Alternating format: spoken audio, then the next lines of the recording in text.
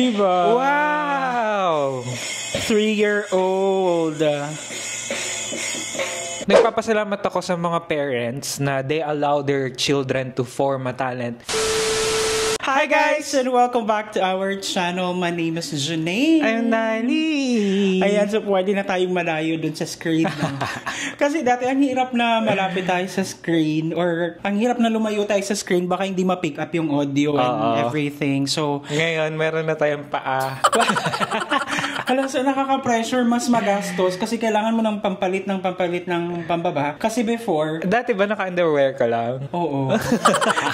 Ayan, so anyhow, for today's vlog, ang gagawin natin is magkakaroon tayo ng reaction, parang feature na din kasi yun nga, gaya ng sabi natin, meron tayong friend na nag-request.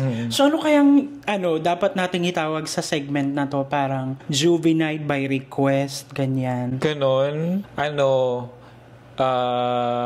Ay, walang maisip. Wag na lang, diretso na tayo. UGC, chareng. UGC. So, ayan. Kasi? Wait lang.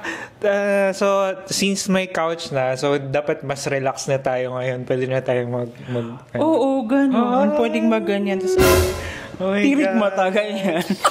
Sige. Nag-PM sa atin yung isa nating friend sa Facebook sa page, si Lenny Silao Miller. Sabi niya, "Hi sir, good day. Sir, baka pwede nyo ma-feature ang anak ko na gifted sa musical instrument. Wow. He is only 3 years old. He's a 3-year-old boy.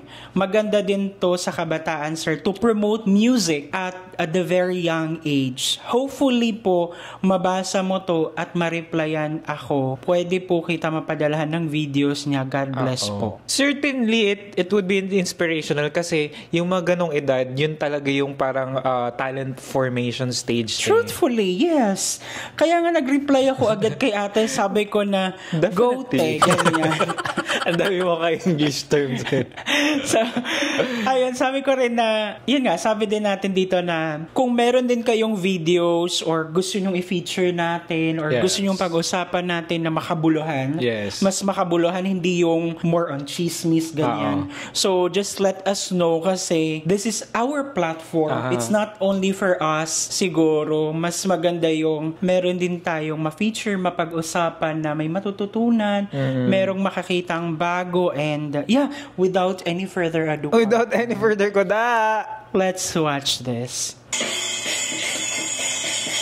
Diba? Wow! 3-year-old. Grabe yung sense of rhythm. Oh.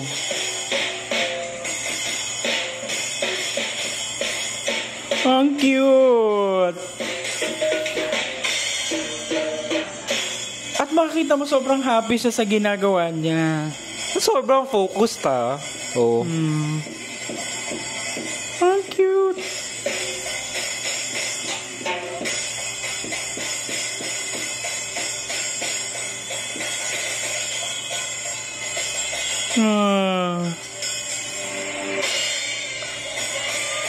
Meron siyang sinasabayan.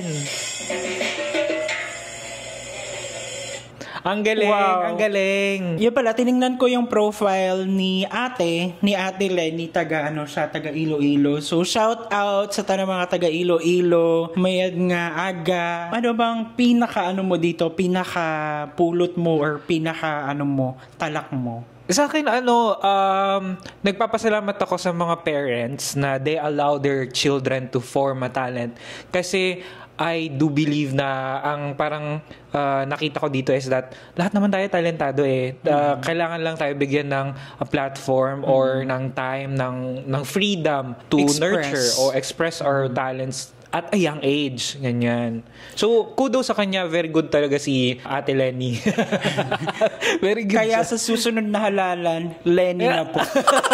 Walang politics dito. Sasabihan na naman tayo dito na masyado sa politics. But anyhow, ang pinaka nagustuhan ko dito, ang pinaka tumatak talaga sa akin was ang swerte nung bata.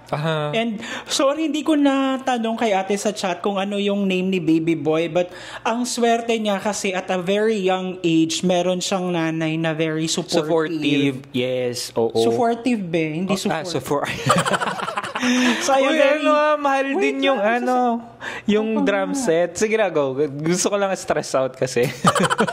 So, ayun, napaka-supportive ni ate and napaka-swerte niya kasi personally, I believe nung bata ako, marami akong gustong gawin. I have a lot of things na gusto kong i-explore, ganyan. Let's say one of which was singing. Like, I love to sing but I wasn't able to develop yung, going into a better performer, singer, and everything and all that. Kasi at a young age, ang naalala ko noon, kumakanta ako tapos sinabihan ako ng tito ko na ang pangit ng boses mo.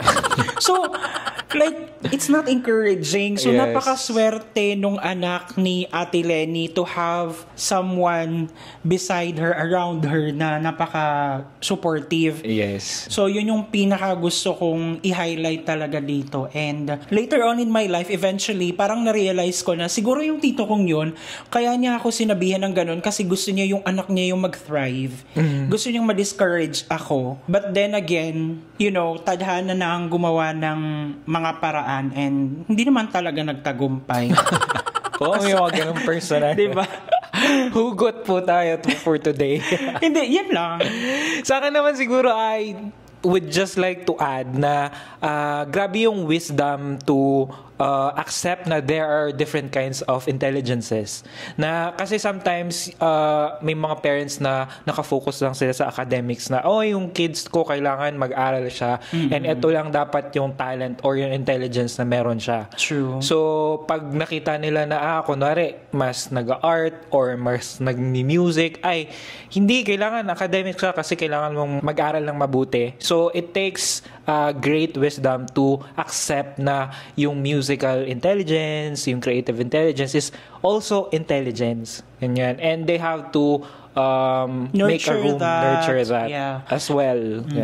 So yun lang guys, at kung meron kayong gustong pag-usapan pa natin, i-feature natin, huwag kayong mahiyang naging kafang-fangan. Huwag kayong mahiyang mag-DM sa amin, mag-message sa amin para i-feature natin yan, para pag-usapan natin yan. Thank you so much at sinamahan nyo naman kami sa nagdaang video. If you've liked this video, don't forget to give it a thumbs up. If bago kayo sa ating channel, don't forget to subscribe. Hit that notification bell para updated kayo sa ating mga next uploads. Ayan guys, thank you so much for watching our videos. We have a lot of videos done and we have a lot of videos coming, so keep watching us. See you in the next video. Bye! Hindi ko naabot. Ganun mo na lang.